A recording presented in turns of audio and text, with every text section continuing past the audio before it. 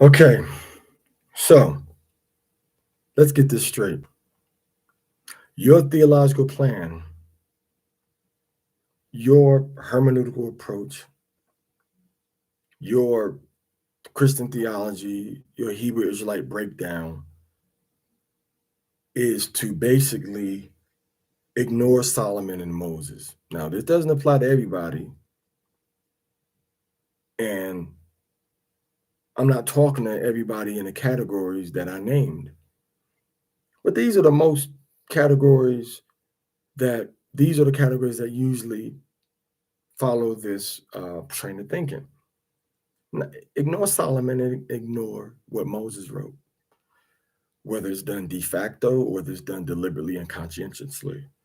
Let's look at Proverbs chapter 12. Now, remember, this is continuing off of what I said about hermeneutics will never um, be able to achieve the level that they want to achieve as long as they continue to uh, do what I said they were going to keep doing and overlook what I said they were going to overlook. So I'm going to read a few verses. I should be out of your hair in less than 5 minutes. This is wisdom. This is Ecclesiastes chapter 12. Start with verse 8.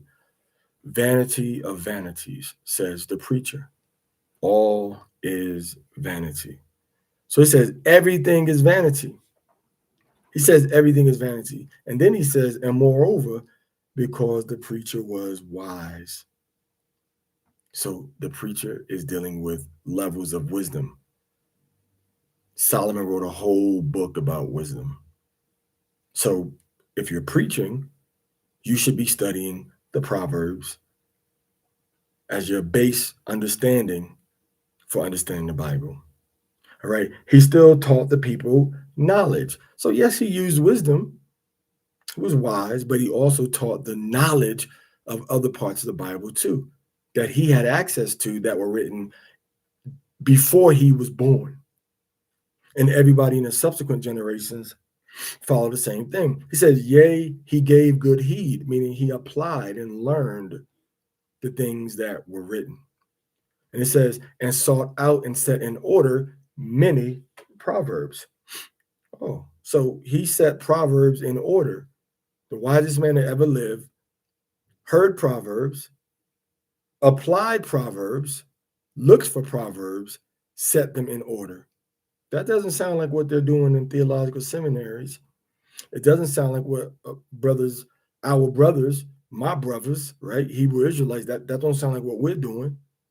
We're not setting the proverbs in order, but the wisest man, King Solomon, he did that.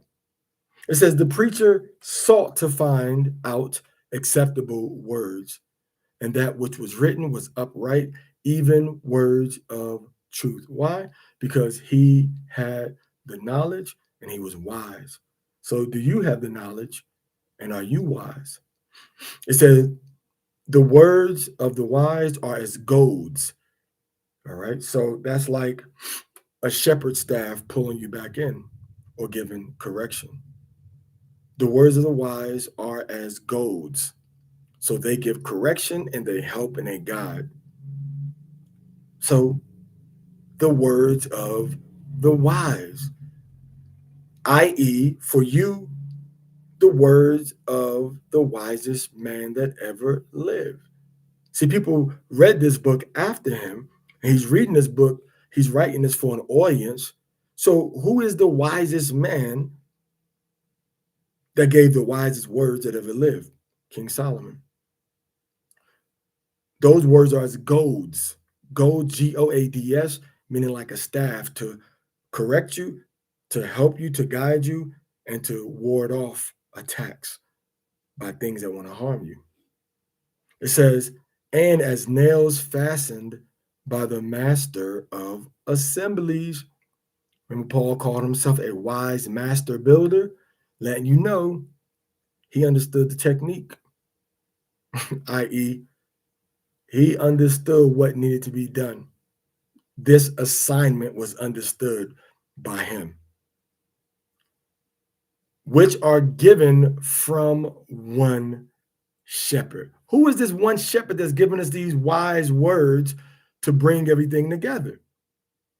Could it be Solomon? Could Solomon's writings hold the secret to correction, to judgment, to protection, and to growth and health? Verse 12, and further, my son, by these, my son, be admonished. Of making many books, there is no end. And much study is the weariness of the flesh. So now Solomon's going to zero in. He says, deal with wisdom, but you don't have to study a whole bunch of books. That means what? You don't have to go to school for 4 years to learn hermeneutics. 2 years, associates. He says, many books, you can keep making books, making books, making books. I've already told you to study the words of the wise, but he says, much studying is a weariness of the flesh. And he ends with this. Let us to the conclusion of the matter.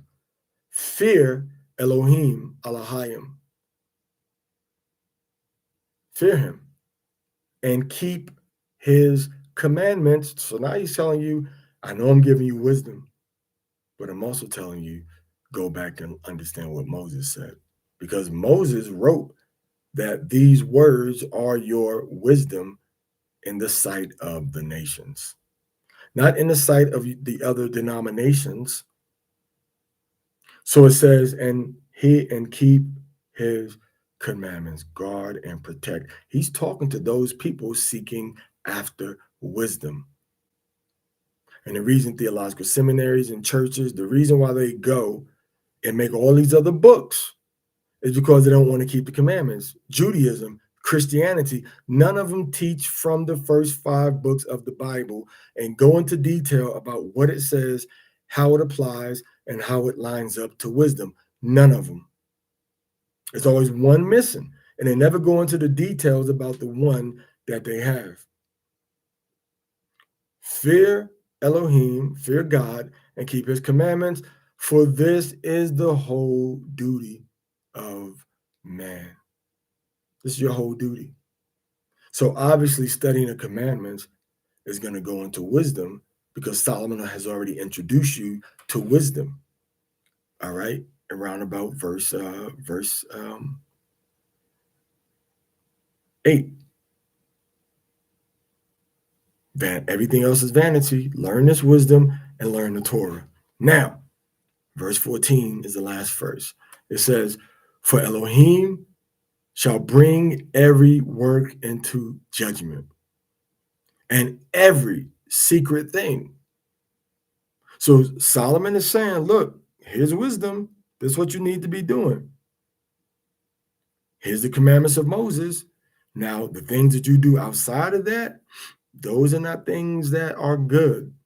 So all of these other secret things that you're doing, that's not based on these 2 things, whether it be good or whether it be evil, it says, for God shall bring every work into judgment with every secret thing, whether it be good or whether it be evil. So God shall bring every work, everything that we do is going to have a judgment.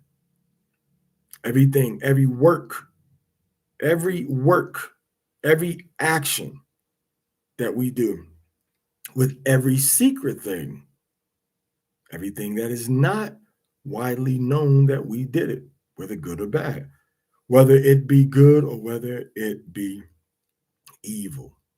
So mind what you teach people. Don't teach people to break the commandments. Teach people to keep the commandments, and you yourself do the commandments. This is the only way for you to be called great in the kingdom of heaven. All right. So I hope this helps. Apply it. Don't just listen to it. And shalom.